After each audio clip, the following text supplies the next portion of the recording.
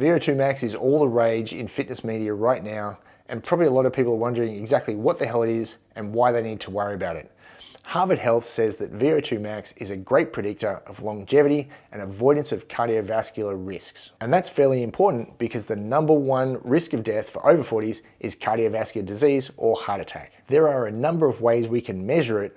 The easiest these days is just off a smartwatch. These things are surprisingly accurate these days for running and riding when it comes to measuring VO2 max. You can get lab tests, and there are other ways you can do predictive VO2 max tests based on things like a 12-minute run test, a 2K row. There's even a walking test that allows you to predict VO2 max with quite a degree of accuracy because of the sheer number of people who've gone through these tests now. Like with most things that are suddenly big news in fitness, you're probably wondering, why the hell should I increase VO2 max and what are the benefits in it for me? And this study here, again from Harvard Health, says it reduces your risk of diabetes, stroke, heart attack, and even various types of cancer. Now I've got good news and bad news for you about VO2 max as we get older. And what you see is about a 10% drop in VO2 max every decade after 40. However, after 70, it gets even worse. At 70, women lose about 15% per decade, while men lose up to 25% per decade, with the reason being unclear right now. However, studies on aging can be quite difficult. In one study I found only 10% of the original testees returned in the following decade to be retested. What happened to the other 90% is unclear from the research, whether they had already died and so the people we were testing were the ones who were designed to live longer anyway, or whether they just got bored and didn't want to be tested again, we don't know. But when you've only got 10% of the original cohort coming back to be tested again, some of the results are going to be a little bit fishy. Some of the factors that have to do with reduction in VO2 max as we age are mostly to do with reduced cardiac output.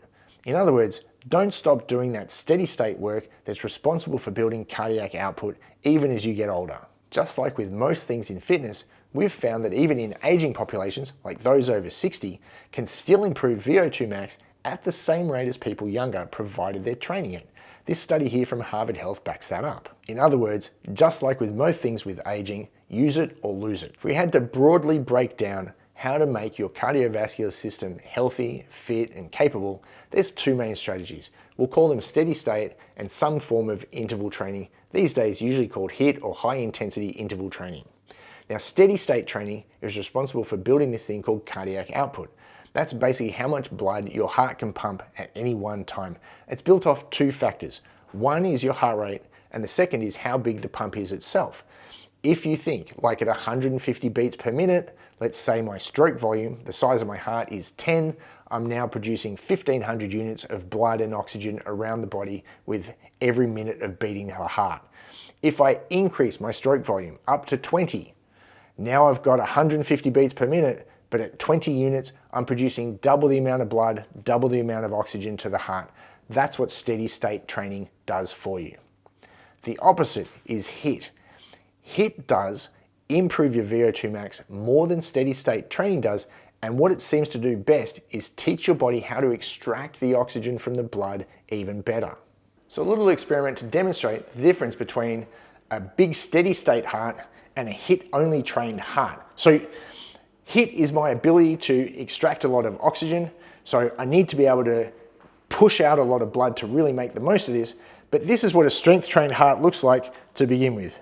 Oh, yeah, that's not very powerful at all, right? So this is what's going on with strength trainees when they're trying to do a fitness activity. They've got a little pump and they can't extract a lot of blood from it to begin with. Meanwhile, here's my steady state heart, and all I've done is steady state cardio over years and years and years, and this is my ability to put out a huge amount of effort every single time I want to do something. And so now what we've got, I've made the hole on these slightly bigger to show what happens with a strength trained heart that does HIIT. This is my ability to extract oxygen. It's much improved because I've got more ability to deal with the oxygen in the bloodstream. However, steady state heart, now enlarged hole, again HIIT trained plus steady state, look at the difference. Which one of these guys do you want to be when it comes to thinking about your own performance? In other words, it doesn't matter how big the pump is, if all you're doing is working on the extraction of oxygen, it's never going to be an impressive performance. And now your logical question is going to be, well, how do I incorporate HIIT to make sure I can make the most of every beat of blood that goes around my body? Right now, the trend is to talk about the Norwegian 4x4. Got to be honest, that's not the best system to be using, and even the original research on the 4x4 system backs this up. The original research looked at 4x4, 4x8, and 4x16, and what they found with the 4x8 system is that it was nearly twice as effective at improving VO2 max and power at VO2 max as the 4x4 system. My thoughts are that when you look at the 4x4 system, firstly there's way too much rest. A normal format for VO2 max work is you'd want 2 or 3 minutes of work to 1 minute of rest. The Norwegian 4x4 system has 4 minutes of work and 3 minutes of rest.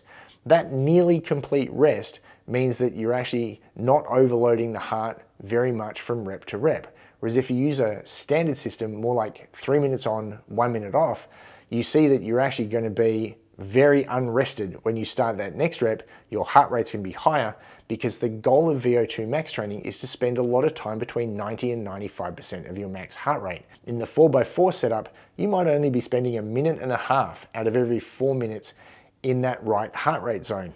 But then you've got a big rest, your heart rate comes right back down, and then you spend another 1.5 minutes, and so on and so on. 4 reps gives me 6 minutes total in that 90 to 95% max heart rate. Whereas if we look at something like the 3 minutes on, 1 minute off, I might still only get 1.5 minutes out of every 3 minute rep, but I'll get 4.5 minutes per set, and it's likely that you'll do 2 or 3 of them. In other words, you'll get 9 minutes out of 2 sets, meaning that you'll get nearly 1.5 times more time spent in the VO2 max improving zone than you would from the 4x4 system. The same goes if you follow the 4x8 system. As you gradually ramp up over time, you might end up with 2 to 2.5 minutes per rep, meaning that after 4 reps, you'll get 10 total minutes of time in that VO2 max zone. Again, that's nearly double what you get in the 4x4 system, and that's borne out with the results from the original study. I did find another protocol that's meant to work very, very well with 40 to 60 sets of 15 seconds on, 15 seconds off. Now, if you think about it, in the first 15 seconds, your heart rate is not going to be at 95% of your max. It's going to take a few reps to actually get it up there. Let's say that out of 60 reps, you got 50 of them that were actually in the right zone. 50 times 15 seconds actually works out to less time in the VO2 max zone than the 4x8 system or the 3 minutes on, 1 minute off that I just spoke about.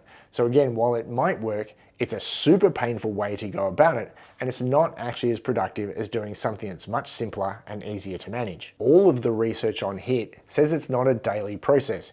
In fact, any of the original research on HIIT training, such as the original Tabata protocol, comes with comments from the participants saying things like, I would never repeat that style of training ever again because it was just too hard.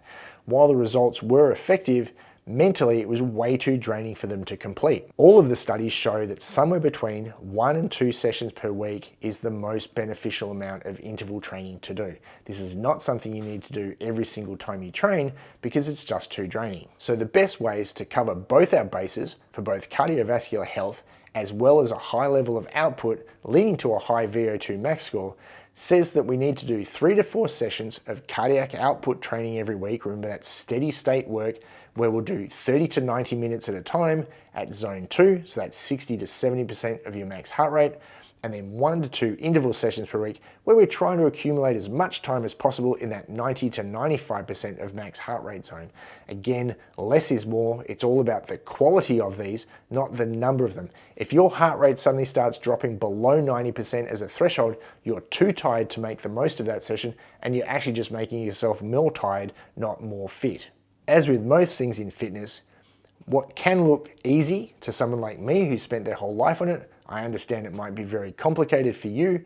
The best advice, if you're unsure where to start, consult a coach, get set up with a good program for you that you can use long term, because the reality is once you understand how to fit it all together, it's quite an easy system to stick to.